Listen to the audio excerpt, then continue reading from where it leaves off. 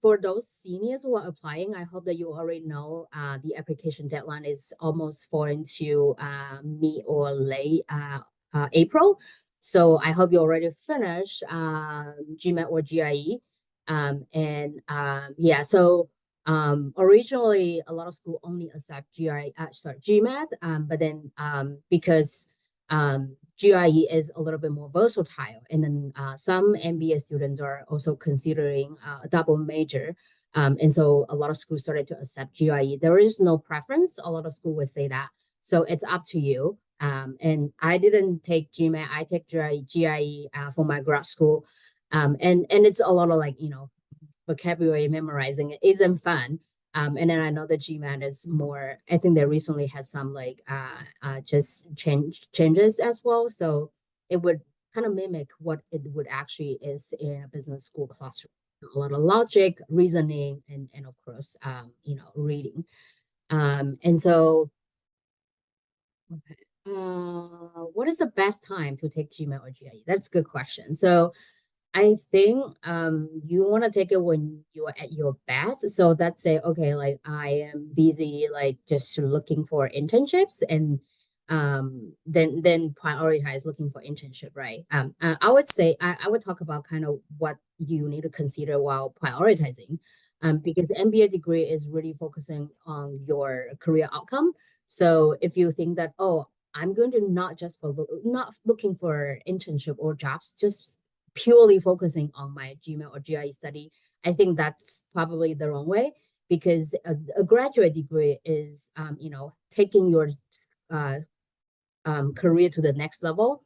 Not the like, okay, I sacrifice my, job search or career. Just wanted to get a GIE or GMAT. So yeah. And so I think the latest to take it is probably like 2 months prior to the deadline, which is in April. So if you're looking for a plan this year, I think you probably need to take it like in the next maybe 2 weeks. And then because it would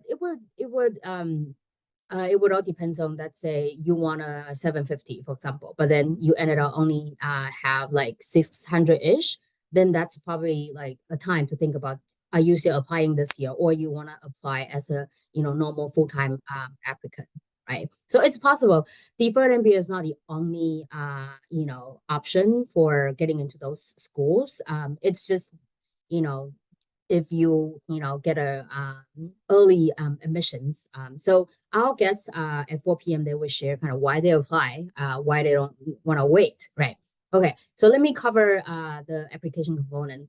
And then transcript, of course, and then a lot of school, because in April, and some schools are like quarter based, but at least your spring courses need to be listed there.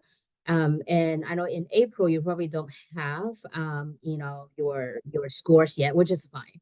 And then just like job search, resume, you also needed to provide a resume. It would list internships, part-time positions, and future full-time positions if available.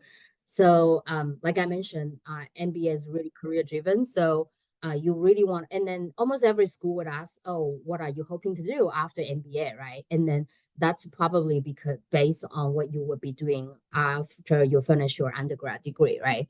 So if you do have the full-time job, offer, and then so I would recommend that you list it in the resume. Okay. Okay, there's another question about GIE and GMAT. Every school would have their own rigid like deadline to submit your score. So if you, let's say in April you submit your application without GIE or GMAT, they probably will consider your application complete until you are able to submit a like unofficial transcript of your GMAT or GIE. So yeah, reach out to the school that you're applying to, and then see, are they able to accept a kind of a later submission. But I would recommend to have your score ready before you submit your application. And then 2 letters of recommendations. And then so It can come from your like faculty, your supervisor from your internship, or a campus or community leader. And sometimes you can also, that's a I led a case competition team, and then they would ask me as their advisor to talk about their leadership, and that would also count.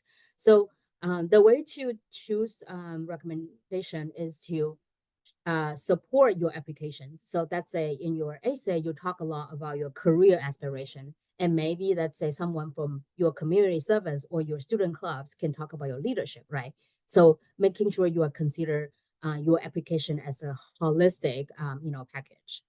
And of course, essays, every school would have, their own, prompt. And then they are slightly different, but I try to kind of categorize them in three areas, which I'll be showing you really quick. And of course, you have to go over interviews. They can come from admissions officer or alumni. And then most schools, I believe, reduce the application fee. So normal application is about 250 per school. And I think if you apply for as a student, it's either free or you only need to pay a small amount of application fee. And then that's one of the advantage of apply as a senior student. Okay, what are the ASIC questions usually consist of? So it can be the classic question is about why MBA, what the school, and then maybe story about your leadership, and then maybe ask what you can contribute to the school. And then there are some questions that are a little bit more open-ended. So that's our own Berkeley House. They ask what makes you feel alive, and then Stanford asks you what matters to you the most. So those are a little bit more soul searching type of questions that you need to take a deeper dive of your own reflection of your own life so far, and then making sure you present yourself well, and then again as a whole package. It's not like a okay random, just like okay, feel free to share anything of your life. Again, this is a MBA application essay, so you want to focusing on is this essay. Of course, you need to be authentic and then tell something about your potential to be success in the future.